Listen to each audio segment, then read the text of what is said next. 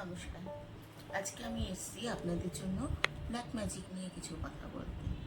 Black magic means evil I, নজর দোষ যাকে বলে। আপনাদের ঘরে নজর দোষ যদি কোনো ব্যক্তি লেগে থাকে তাহলে তার কিছু সিম্বল থাকে। যেমন ধরুন, সেই ব্যক্তি একটু খিটখিটে মেজাজের হয়ে যাবে, মানি ব্লকেজ আসবে, তারপরে কারো সম্পর্ক খারাপ হয়, রিলেশনশিপে খারাপ দেখা যায়, সে আত্মীয় স্বজন হোক, বন্ধু বান্ধব হোক, কিংবা স্বামী স্ত্রীর মধ্যে।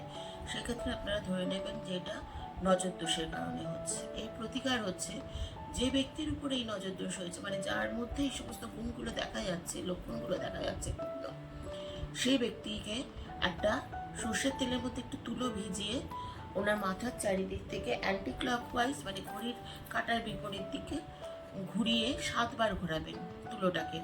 সঙ্গে সঙ্গে বাইরে নিয়ে গিয়ে পুড়িয়ে দেবেন। দেখবেন কিছুক্ষণের মধ্যেই আপনি রেজাল্ট পেয়ে যাবেন যে আপনার এতে কাজ হলো কিনা এই টোটকায়।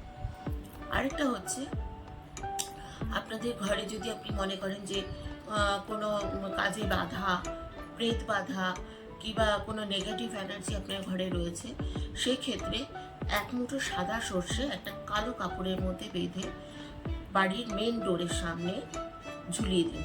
কালো কাপড়টা বেঁধে মেন ডোরের উপরে, যাতে আপনি ঘরটাই দেখুন, বাড়ির লোক যেন দেখতে না পায়, ঝুলিয়ে দিন।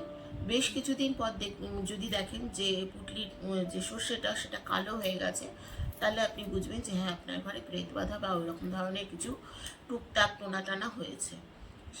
তখন সেই সর্ষেটাকে ফেলে দিন, মানে একদম ড্রেন আউট করে দেবেন, ফেলে দিন। দিয়ে আবার নতুন কিছু সর্ষে নিয়ে আবার ওই কালো কাপড়ে, নতুন একটা কালো কাপড়ে বেঁধে আবার ওখানে লাগিয়ে দিন। দেখবেন আপনার ঘর আস্তে আস্তে মানে স্বাভাবিক হতে শুরু করবে। ট্রাই করে দেখুন না একবার।